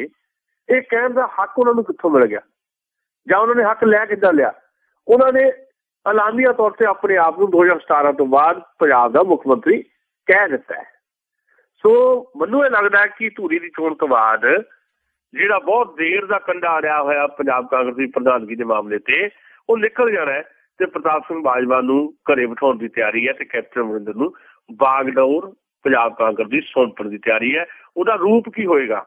ਜ਼ਰੂਰੀ ਨਹੀਂ ਕੈਪਟਨ ਅਮਰਿੰਦਰ ਹੀ ਪ੍ਰਧਾਨ ਹੋਣ, ਉਹਨਾਂ ਦਾ ਬੰਦਾ ਕੋਈ ਖਾਸ ਉਹਨੂੰ ਪ੍ਰਧਾਨ ਬਣਾ ਕੇ ਤੇ ਜਿਹੜੀ 2017 ਚ ਚੋਣ ਹੋਣੀ ਹੈ ਵਿਧਾਨ ਸਭਾ ਦੀ, ਉਹਦੀ ਚੋਣ ਕੰਪੇਨ ਦੇ ਜਿਹੜੇ ਚੇਅਰਮੈਨ ਹੈ ਕੈਪਟਨ ਨੂੰ ਬਣਾ ਕੇ ਸਾਰੀਆਂ ਤਾਕਤਾਂ ਕੈਪਟਨ ਨੂੰ ਸਰੈਂਡਰ ਕਰਨ ਦੀ ਤਿਆਰੀ ਹਾਈ ਕਮਾਂਡ ਵੱਲੋਂ ਲਗਭਗ ਕੀਤੀ ਜਾ ਚੁੱਕੀ ਹੈ। ਜੀ ਤੇ ਅਗਲੀ ਜਿਹੜੀ ਆਪਾਂ ਗੱਲ ਕਰਦੇ ਹਾਂ ਜਸਟਿਸ ਸਿਸਟਮ ਇਨਸਾਫ ਨੂੰ ਦੇਖਦੇ ਹੋਏ, ਜਿਹੜਾ ਰਵੀ ਸਿੱਧੂ ਨੂੰ ਜਿਹੜੀ ਆ ਹੁਣ ਕੈਦ ਵੀ ਹੋ ਗਈ, ਜੁਰਮਾਨਾ ਵੀ ਹੋ ਗਿਆ, ਜਿਹੜੀਆਂ ਕਹਿ ਲਓ ਵੀ ਐਸ਼ੋ ਆਰਾਮ ਦੀ ਜ਼ਿੰਦਗੀ ਬਤੀਤ ਕਰਨ ਵਾਲਾ ਬੰਦਾ ਹੁਣ 25 ਰੁਪਈਏ ਦਿਹਾੜੀ ਦੇ ਉੱਤੇ ਕੰਮ ਕਰੇਗਾ ਜੇਲ੍ਹ 'ਚ। ਦੇਖੋ ਇਹ ਤਾਂ ਜੁਡੀਸ਼ੀਅਲ ਸਾਡਾ ਜਿਹੜਾ ਓਵਰਆਲ ਸਿਸਟਮ ਹੈ ਉਹਦੇ ਵਿੱਚ ਮੈਂ ਕਈ ਵਾਰੀ ਸ਼ਾਇਦ ਗੱਲ ਕੀਤੀ ਹੋਵੇ ਵੀ ਬਹੁਤੀ ਉਮੀਦ ਨਹੀਂ ਆ ਭਾਰਤ ਦੇ ਵਿੱਚ ਆਮ ਬੰਦੇ ਨੂੰ ਇਨਸਾਫ ਦੀ, ਪਰ ਜਦੋਂ ਇਸ ਤਰ੍ਹਾਂ ਦੀਆਂ ਘਟਨਾਵਾਂ ਹੁੰਦੀਆਂ, ਇਸ ਤਰ੍ਹਾਂ ਦੇ ਲੋਕ ਜਿਹੜੇ ਬਹੁਤ ਹਾਈ ਲੈਵਲ ਤੇ ਰਹੇ ਹੋਣ, ਉਹਨਾਂ ਨੂੰ ਸਜ਼ਾ ਹੁੰਦੀ ਹੈ ਤੇ ਫਿਰ ਕਈ ਵਾਰੀ ਕਹਿਣ ਨੂੰ ਜੀ ਕਰਦਾ ਕਿ ਬਾਰੀ ਕੋਈ ਹੀ ਸਹੀ ਇਨਸਾਫ ਦਾ ਦੀਵਾ ਤਾਂ ਜਗਦਾ ਜੀ। ਤੇ ਕਰੋੜਾਂ ਰੁਪਏ ਜਿਹੜੇ ਉਹਦੇ ਲੋਕਰ ਚੋਂ ਨਿਕਲੇ, 1 ਕਰੋੜ ਰੁਪਏ ਕਿਸੇ ਨੂੰ ਜੱਜ ਬਣਾਉਣ ਦਾ ਉਹਨੇ ਲਿਆ, ਕਿਸੇ ਨੂੰ DSP ਬਣਾਉਣ ਦਾ ਲਿਆ, ਤੇ ਅੱਜ ਖੁਦ ਉਹਨੂੰ 25 ਰੁਪਏ ਦਿਹਾੜੀ ਤੇ ਜੇਲ੍ਹ ਦੇ ਵਿੱਚ ਮੁਸ਼ੱਕਤ ਕਰਨੀ ਪੈ ਰਹੀ ਹੈ। 7 ਸਾਲ ਦੀ ਕੈਦ ਬਾ ਮੁਸ਼ੱਕਤ ਹੈ, ਇਹ ਤਾਂ ਖਬਰ ਹੈ ਜੀ। ਤੇ ਉਹ ਮੈਂ ਦੁਹਰਾ ਦਿੰਦਾ ਗੱਲ ਕਿ ਮੈਨੂੰ ਲੱਗਦਾ ਵੀ ਬਾਰੀ ਕੋਈ ਹੀ ਸਹੀ ਇਨਸਾਫ ਦਾ ਦੀਵਾ ਤਾਂ ਜਗਦਾ। ਪਰ ਮੈਂ ਇਹਦੇ ਹਵਾਲੇ ਦੇ ਨਾਲ ਜਿਹੜੀ ਬੇਸਿਕ ਗੱਲ ਕਰਨੀ ਚਾਹੁੰਦਾ ਉਹ ਇਹ ਹੈ ਕਿ ਸਾਡਾ ਜਿਹੜਾ ਜੁਡੀਸ਼ੀਅਲ ਸਿਸਟਮ ਹੈ ਉਹਦੇ ਚ ਬਹੁਤ ਸਾਰੀਆਂ ਹਾਲੇ ਵੀ ਕਮੀਆਂ ਪੇਸ਼ੀਆਂ ਖਾਮੀਆਂ ਦੂਰ ਕਰਨੀਆਂ ਚਾਹੀਦੀਆਂ ਜੀ। ਇਹ ਤੇ ਲੰਬੀ ਗੱਲ ਵੀ ਕਿਸੇ ਦਿਨ ਆਪਾਂ ਕਰ ਲਾਂਗੇ ਸਪੈਸ਼ਲੀ, ਪਰ ਬਹੁਤ ਹੀ ਸੰਖੇਪ ਦੇ ਵਿੱਚ ਕਿਉਂਕਿ ਸਮਾਂ ਵੀ ਸਾਡੇ ਕੋਲ ਥੋੜਾ ਹੀ ਹੈ। ਤੇ ਉਹ ਗੱਲ ਕਰਨ ਵਾਲੀ ਇਹ ਹੈ, ਪਹਿਲੀ ਗੱਲ ਤਾਂ ਭਾਸ਼ਾ ਦੀ ਹੈ ਜੀ। ਸਾਡੇ ਅਦਾਲਤਾਂ ਜਿਹੜੀ ਭਾਸ਼ਾ ਵਰਤੀ ਜਾਂਦੀ ਉਹ ਲੋਕਾਂ ਦੀ ਭਾਸ਼ਾ ਨਹੀਂ ਹੈ। ਜੀ। ਜਿਹੜਾ ਸਧਾਰਨ ਬੰਦਾ ਮੈਂ ਮੰਨ ਲਓ ਜਾਂ ਕੋਈ ਵੀ ਸਧਾਰਨ ਬੰਦਾ, ਜੇ ਮੈਂ ਕਿਸੇ ਕੇਸ ਦੇ ਸਿਲਸਿਲੇ ਚ ਅਦਾਲਤ ਦੇ ਵਿੱਚ ਕਚਹਿਰੀ ਦੇ ਵਿੱਚ ਜਿਹੜੀ ਭਾਸ਼ਾ ਵਕੀਲ ਵਰਤਦਾ, ਜਿਹੜੀ ਭਾਸ਼ਾ ਜੱਜ ਸਾਹਿਬ ਵਰਤਦੇ ਆ, ਉਹ ਮੇਰੇ ਪੱਲੇ ਤਾਂ ਪੈਂਦੀ ਨਹੀਂ ਹੈ ਜੀ। ਲੋਕਾਂ ਦੇ ਮਸਲੇ ਆ, ਲੋਕਾਂ ਦੀ ਲੜਾਈਆਂ ਝਗੜੇ ਆ, ਲੋਕਾਂ ਦੀ ਭਾਸ਼ਾ 'ਚ ਗੱਲ ਕਿਉਂ ਨਹੀਂ ਹੁੰਦੀ? ਨੰਬਰ 1। ਨੰਬਰ 2, ਸਾਡਾ ਸਿਸਟਮ ਟੋਟਲ ਗਵਾਹਾਂ ਦੇ ਆਧਾਰ ਤੇ ਖੜਾ ਹੈ ਜੀ। ਬਾਦਲਾਂ ਦੇ ਉੱਤੇ 3500 ਕਰੋੜ ਰੁਪਏ ਤੋਂ ਜ਼ਿਆਦਾ ਦੀ ਜਾਇਦਾਦ ਬਣਾਉਣ ਦਾ ਦੋਸ਼ ਸੀ ਸਾਰੇ ਟੱਬਰ ਦੇ ਉੱਤੇ, ਕੁਝ ਹੋਰ ਲੋਕਾਂ ਤੇ 700 ਗਵਾਹ ਸੀ। 700 ਦੇ 700 ਗਵਾਹ ਮੁੱਕਰ ਗਏ, ਬਾਦਲ ਸਾਹਿਬ ਵੀ ਬਰੀ, ਪਰਿਵਾਰ ਵੀ ਬਰੀ, ਬਾਕੀ ਲੋਕ ਵੀ ਬਰੀ ਜੀ। ਮਤਲਬ ਜਿਹੜਾ ਗਵਾਹਾਂ ਦਾ ਸਿਸਟਮ ਹੈ ਸਾਡਾ, ਇਹਨੂੰ ਕਿੱਦਾਂ ਬਦਲਿਆ ਜਾਏ? ਤੇ ਦੂਜੀ ਗੱਲ ਜਿਹੜੀ ਬਹੁਤ ਮਹੱਤਵਪੂਰਨ ਹੈ ਕਿ ਅਦਾਲਤਾਂ ਦੇ ਵਿੱਚ ਕੰਮ ਦੇ ਵਿੱਚ ਤੇਜ਼ੀ ਕਿੱਦਾਂ ਆਵੇ। ਅਦਾਲਤਾਂ ਤੇ ਭਾਰ ਬਹੁਤ ਹੈ, 4.5 ਕਰੋੜ ਕੇਸ ਜਿਹੜੇ ਹੈ ਅਦਾਲਤਾਂ 'ਚ ਪੈਂਡਿੰਗ ਪਏ ਆ। ਉਹਦੇ ਵਿੱਚ ਬਹੁਤੇ ਕੇਸ ਕਿਹੜੇ ਆ? ਉਹ 'ਚ ਬਹੁਤੇ ਕੇਸ ਹੈ ਜਿਹੜੇ ਜ਼ਮੀਨਾਂ ਦੀਆਂ ਹੱਦਬੰਦੀਆਂ ਜੀ। ਮਤਲਬ ਜੇ ਉਹੀ ਮਸਲੇ ਹੱਲ ਕਰ ਲਓ ਤੁਸੀਂ, ਰੋਜ਼ ਦੇ ਜਿਹੜੇ ਝਗੜੇ ਕਿਸਾਨਾਂ ਦੇ, ਜੱਟਾਂ ਦੇ, ਖੇਤਾਂ ਦੇ ਬੰਦਿਆਂ ਨੂੰ ਲੈ ਕੇ, ਤੇ 40, 45, 50% ਭਾਰ ਜਿਹੜਾ ਅਦਾਲਤਾਂ ਤੋਂ ਘੱਟ ਜਾਂਦਾ। ਫਿਰ ਦੂਜੀ ਗੱਲ, ਅਦਾਲਤਾਂ ਦੀ ਸ਼ਿਫਟਾਂ 'ਚ ਕੰਮ ਕਿਉਂ ਨਹੀਂ ਹੋਈ? ਪੁਲਿਸ ਡਿਪਾਰਟਮੈਂਟ ਦੀ ਸ਼ਿਫਟਾਂ 'ਚ ਕੰਮ ਕਿਉਂ ਨਹੀਂ? ਇੱਕ SHO ਜਿਹੜਾ ਪੁਲਿਸ 24 ਘੰਟੇ ਕਿਉਂ ਤਾਇਨਾਤ ਰਵੇ? 8-8 ਘੰਟੇ ਦੇ 3 SHO ਕਿਉਂ ਨਹੀਂ ਇੱਕ ਥਾਣੇ 'ਚ? ਇਹਦੇ ਵਿੱਚ 8-8 ਘੰਟੇ ਦੇ 3 ਜੱਜ ਕਿਉਂ ਨਹੀਂ ਹੋਏ? ਜੀ। ਮਤਲਬ ਉਹਨੂੰ ਕਿਸੇ ਤਰੀਕੇ ਨਾਲ ਕੋਈ ਵਿਧੀ ਬਣਾਉਣੀ ਚਾਹੀਦੀ ਹੈ। ਅਸੀਂ 30 ਸਾਲ ਤੋਂ ਇਨਸਾਫ ਲਈ ਤਰਸ ਰਹੇ ਹਾਂ। ਪੰਜਾਬ ਦੇ ਲੋਕਾਂ ਨੂੰ ਇਨਸਾਫ ਮਿਲੇ 84 ਦਾ, ਦਿੱਲੀ ਦਾ ਨਹੀਂ ਇਨਸਾਫ ਮਿਲ ਰਿਹਾ। ਗੁਜਰਾਤ ਵਾਲੇ ਜਿਹੜਾ ਹੈਗਾ ਕਾਂਡ, ਉਹਦੇ 'ਚ ਦੇਖੋ ਕਿੰਨੇ ਸਾਲਾਂ ਤੋਂ ਤਰਸ ਰਹੇ ਆ। ਇਹਦੇ ਭੋਪਾਲ ਗੈਸ ਬਲਾਸਟ ਦੀ 30 ਸਾਲ ਹੋ ਗਏ ਜੀ। ਇਹ ਜਿਹੜਾ ਸਿਸਟਮ ਹੈ, ਸਿਸਟਮ ਜਿਹੜੇ ਦੋਸ਼ੀ ਆ ਉਹਨਾਂ ਨੂੰ ਬਹੁਤ ਮੋਹਲਤ ਦਿੰਦਾ, ਬਹੁਤ ਸਾਰਾ ਮੌਕਾ ਦਿੰਦਾ। ਫਿਰ ਗਾਂ ਉਹ ਚੈਲੰਜ ਕਰਨ ਦਾ ਮੌਕਾ ਹੈ। ਹੁਣ ਰਵੀ ਸਿੱਧੂ ਅੱਜ ਜੇਲ੍ਹ 'ਚ ਆ, ਕੱਲ੍ਹ ਨੂੰ ਸੁਪਰੀਮ ਕੋਰਟ ਚੈਲੰਜ ਕਰ ਦੇਗਾ ਜੀ। ਫਿਰ ਇੱਕ ਵਾਰੀ ਫਿਰ 13 ਸਾਲ, ਇਹਨੂੰ ਹੁਣ 13 ਸਾਲ ਲੱਗ ਗਏ, ਫਿਰ 13 ਸਾਲ ਹੋਰ ਜਾਓ ਜਦ ਤੱਕ ਉਮਰ ਖਤਮ ਹੋ ਜਾਂਦੀ ਹੈ। ਬਹੁਤ ਸਾਰੇ ਕੇਸ ਸਾਲੇ ਆਜ਼ਾਦੀ ਤੋਂ ਪਹਿਲਾਂ ਦੇ ਜਿਹੜੇ ਆ ਉਹ ਵੀ ਚੱਲੀ ਜਾਂਦੇ ਆ। ਲੋਕ ਮਾਰ ਖੱਪ ਗਏ, ਪੀੜ੍ਹੀਆਂ ਖਤਮ ਹੋ ਜਾਂਦੀ ਹੈ, ਕੇਸ ਅਦਾਲਤ 'ਚ ਹੈ। ਸੋ ਮੈਨੂੰ ਲੱਗਦਾ ਕਿ ਸਾਡਾ ਜੁਡੀਸ਼ੀਅਲ ਸਿਸਟਮ ਜਿਹੜਾ ਅੰਗਰੇਜ਼ਾਂ ਦਾ ਬਣਾਇਆ ਹੋਇਆ, ਅੰਗਰੇਜ਼ ਚਲੇ ਗਏ ਪਰ ਹਾਲੇ ਵੀ ਅਸੀਂ ਉਸ ਜੁਡੀਸ਼ੀਅਲ ਸਿਸਟਮ ਨੂੰ ਢੋਈ ਜਾਂਦੇ ਹਾਂ। ਇਹਦੇ 'ਚ ਬਹੁਤ ਵੱਡੀਆਂ ਤਬਦੀਲੀਆਂ ਦੀ ਜ਼ਰੂਰਤ ਹੈ ਜੀ। ਤੇ ਜਾਣ ਤੋਂ ਪਹਿਲਾਂ ਇੱਕ ਗੱਲ ਜ਼ਰੂਰ ਕਰਨਾ ਚਾਹਾਂਗੇ ਵੀ ਉਪ ਮੁੱਖ ਮੰਤਰੀ ਸੁਖਬੀਰ ਬਾਦਲ ਆ, ਉਹ ਰੈਲੀ ਕਰ ਰਹੇ ਸੀਗੇ, ਤਾਂ ਉਹਨਾਂ ਨੇ ਕਿਹਾ ਵੀ ਸ਼ਾਇਦ 2017 'ਚ ਧੂਰੀ ਤੋਂ ਆਪ ਚੋਣ ਲੜਨਗੇ। ਨਾਲੇ ਉਹ ਕਹੀ ਜਾਂਦੇ ਵੀ ਅਸੀਂ ਕਿਸਾਨਾਂ ਮਜ਼ਦੂਰਾਂ ਦੀ ਪਾਰਟੀ ਹਾਂ, ਤਾਂ ਹਰ ਜਗ੍ਹਾ ਦੇ ਉੱਤੇ ਕਿਸਾਨ ਮਜ਼ਦੂਰ ਡੰਡੇ ਕੋ ਖਾਈ ਜਾ ਰਹੇ। ਹਾਂ ਦੇਖੋ, ਕਹਿਣ ਨੂੰ ਤੁਸੀਂ ਜੋ ਮਰਜ਼ੀ ਕਰੀਓ। ਪਹਿਲਾਂ ਤਾਂ ਕਹਿੰਦੇ ਅਸੀਂ ਪੰਥਕ ਪਾਰਟੀ ਹੈ ਜੀ, ਪੰਥ ਦੇ ਕਿੰਨੇ ਕੁ ਮਸਲੇ ਹੱਲ ਕਰ ਦਿੱਤੇ। ਪੰਥ ਜਿੰਨਾ ਉਲਝਿਆ ਅੱਜ ਹੈ ਜੀ, ਇੰਨਾ ਉਲਝਿਆ ਕਦੇ ਵੀ ਨਹੀਂ ਸੀ। ਅਸੀਂ ਨਾਨਕ ਸ਼ੇਖ ਕੈਲੰਡਰ ਦੇ ਉੱਤੇ ਵੀ ਸਿਰ ਜੋੜ ਕੇ ਨਹੀਂ ਬੈਠ ਸਕੇ। ਪੰਥਕ ਪਾਰਟੀ ਨੇ ਕੁਛ ਨਹੀਂ ਕੀਤਾ।